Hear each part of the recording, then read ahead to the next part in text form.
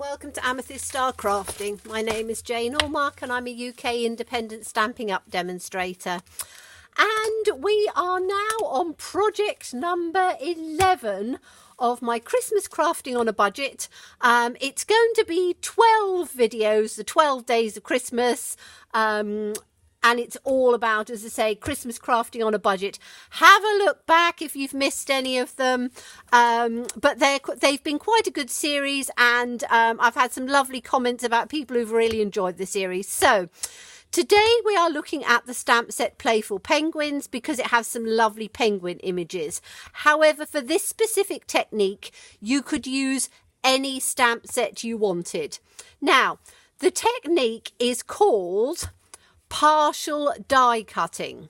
Now, partial die cutting means that you have to have a die and you have to have a die cutting machine. And what you do is to do partial die cutting. Now, I've done a few examples of different things here. So let me just find the one which was the, here we go.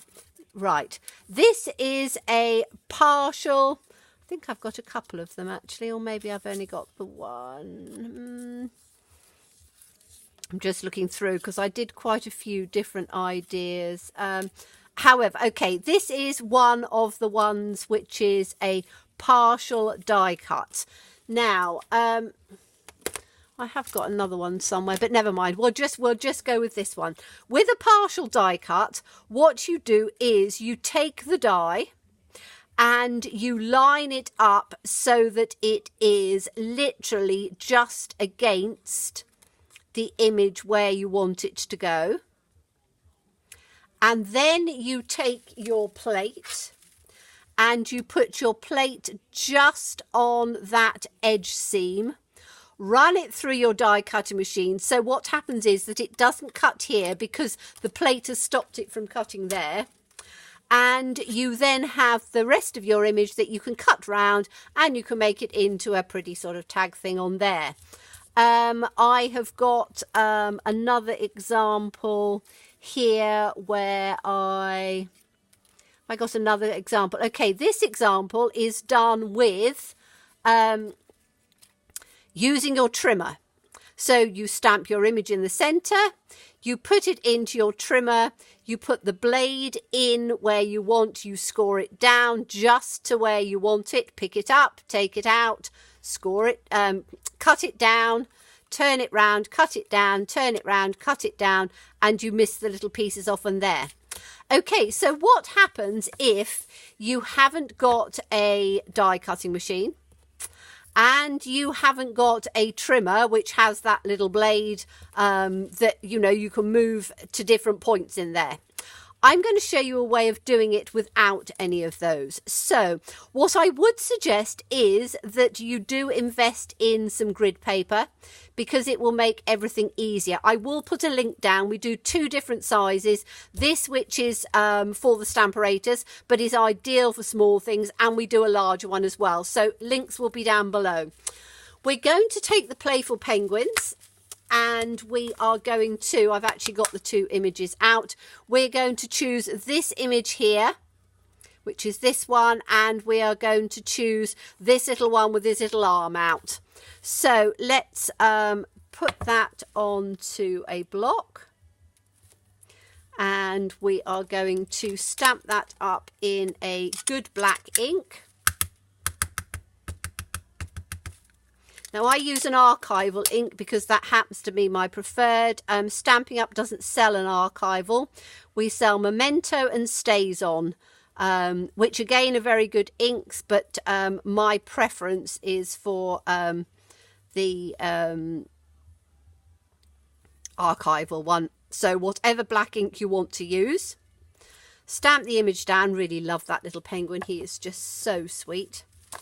And then we are going to change over. So we're going to have two this time rather than one, to just show you how you can do this without any die cutting or anything. And you can use any image you want as well. So if you want a a flower or leaves or you know, anything you really want, you can do it with. Now I'm just going to line this up here so I can just get this one in about the same distance here. Put it in like that. And we've got the other one. So as I say, really nice little penguins. I really like them because you get that really nice shading on them. So all you have to do is stamp them. Nothing more to do, which is always very good. Right, I'll put those back in there in a minute. And then what you need is a ruler. And you need a pencil. And this is where the grid paper really comes into its own. You line up the paper with the grid paper. And then you take your ruler and you put the ruler down where you want it. So let's have this one so that he's going to be, oops, just make sure that that's straight. You can put a little bit of sticky underneath to just hold it, but I'm going to just sort of wing it this time. Okay, so actually what we need to do first is we need to do these lines. So we're going to put it this way first, because we're going to have it so that it's coming out on both ways. So we want this piece to come, let's have it so that it comes just with a little bit of his wing out of the way. So as I say, line it up with the grid paper, and we're going to draw a line down to where it touches the image and down on that side. Then we're going to turn it round, line it up again, and we're going to do it so that it comes and it just touches. And I'm just going to have part of his arm coming through on this one. So quite a bit of his arm actually, but that's all right. So I'll have this coming up to here, just where his flipper comes out, arms on penguins. Then we're going to turn it this way round. So let's turn it up onto here. So we've lined it up with this top one. And then we're going to take our line and we're going to draw it so that we just have, let's just have it, their heads coming out. Okay, so we're going to do that on there, draw it across, tiny little bit on there, and then on here we're going to have this so that just a little bit of their feet are showing. So let's line that up again. Make sure I've got it straight on the top.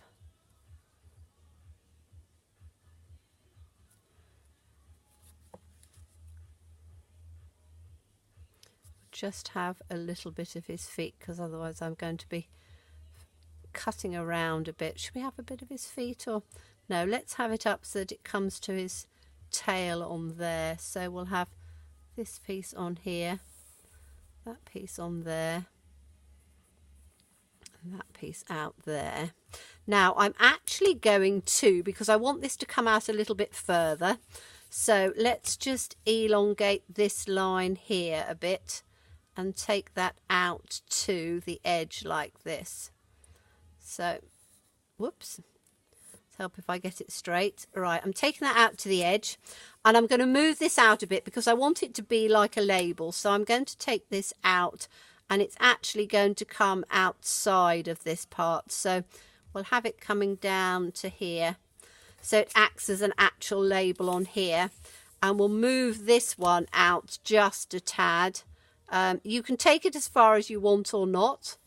So on this one, I'm just going to take it so that we've just got just a little bit of his flipper showing. So like that. Okay, so we can rub these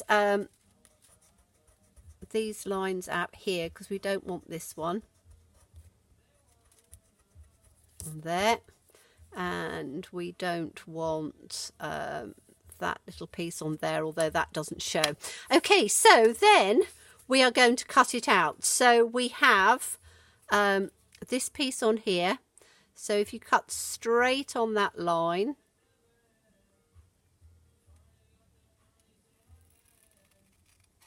up to the piece,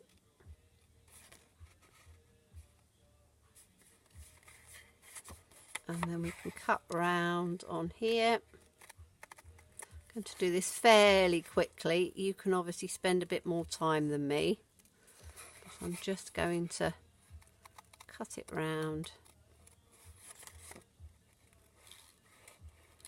like this, and we're not going anywhere near when we come up to the line.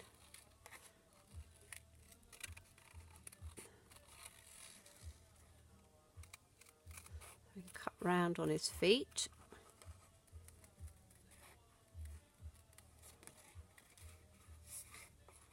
It's a fairly easy image to cut round, which is quite nice. As I say, I am doing this quite quickly, but you can spend a little bit more time than I am.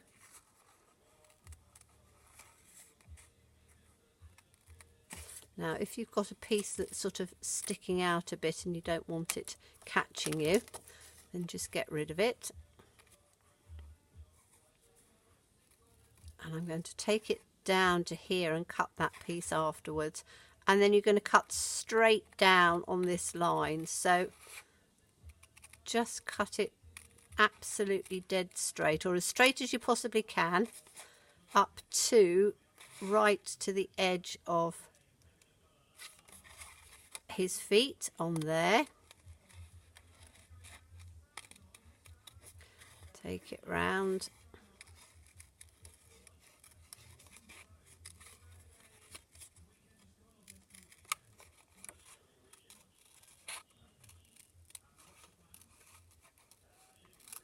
Cut that down on that bit. Then we can take up his little feet. Fussy cutting is something that you need to spend, says me, racing around like a mad thing, that you need to spend a little bit of time doing. It is something that is relatively easy to do, but you do need to spend just that little bit of time doing it. So take this out on here, and then this is going to come, that's our dead straight line, so take it up to that piece and then cut it dead straight down to there. Whoops, I'm knocking my things over as I'm going. Then we're going to cut straight up this one.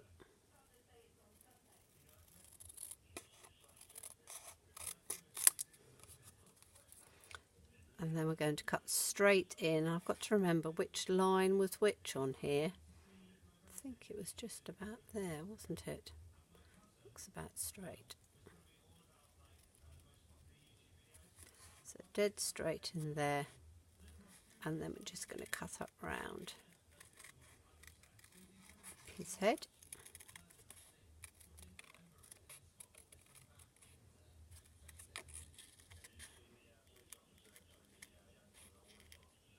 Round on his little beak.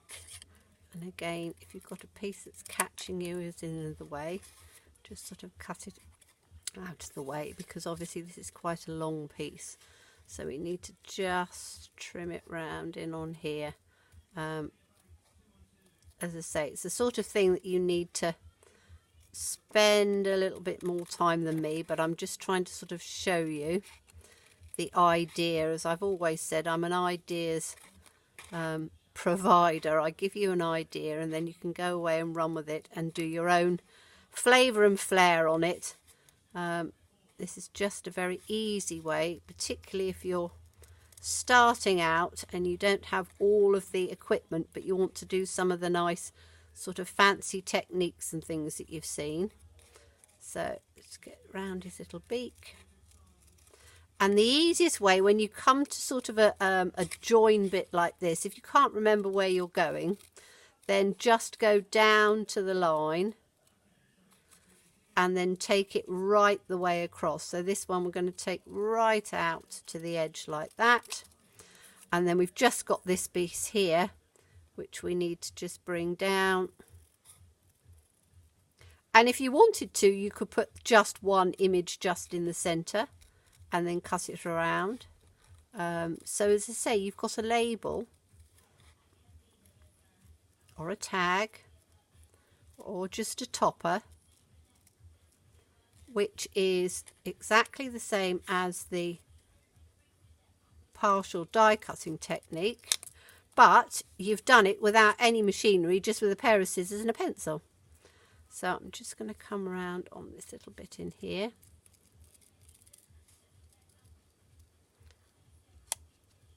Little feet are always a little bit more tricky to do, but it's easier to get it when you've got it right up on there, and then just cut that straight down. Okay, so let's take all of those pieces out of the way. So now what you can do is, where you've got your little pencil lines still, you can just take them out of the way.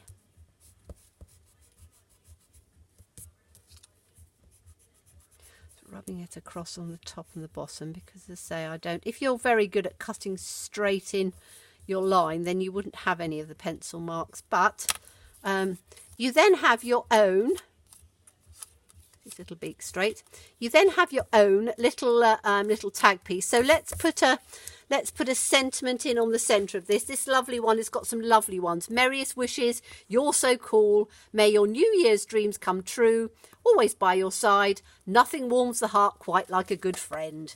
So perfect for Christmas cards and New Year's cards, and you get the penguins as well. So a lovely stamp set. Again, I'll put details below, and we're going to take the merriest wishes on this one, I think. And let's just take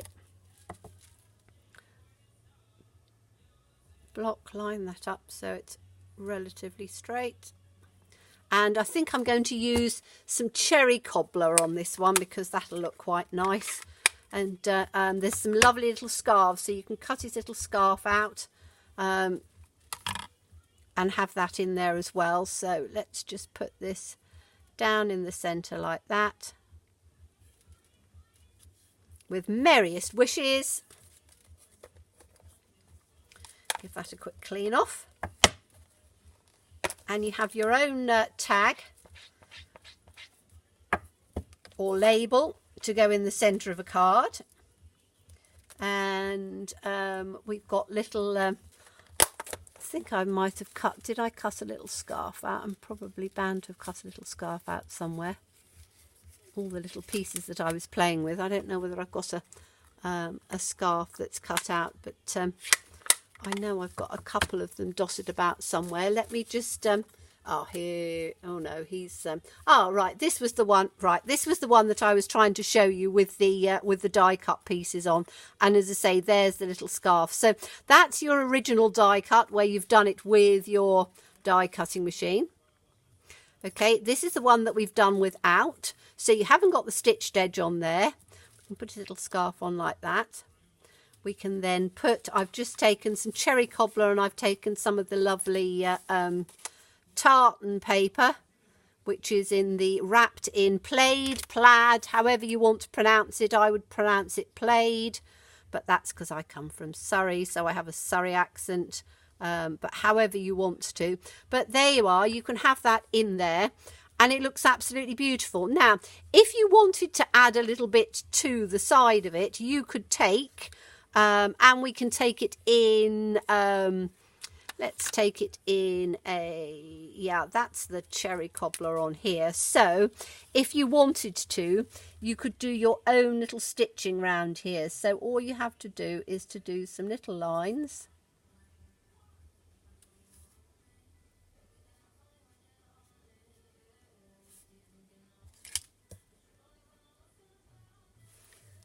Just sort of around the edge, turn it round,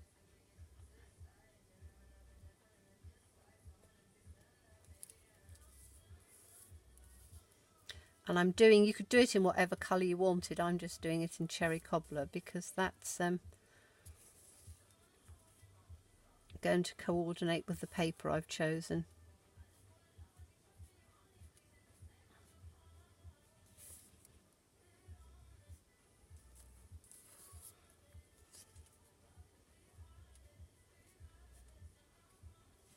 There we go. So you now have your own little stitched border around there. Let's put that one up. That was just one of our markers. So let's take this off, and I'm just going to balance it in on here because you don't need to see me doing any of the other bit on here. So little piece of designer series paper again, choose whatever pattern you want, put this on top. You could put it on with embellishments, put a little scarf around one of them. You could put the little bow tie around the other one, or you could just have one little scarf on there. Just put that up so it comes round his neck. But there you have a very simple way of doing your own partial die cutting without a die cutting machine.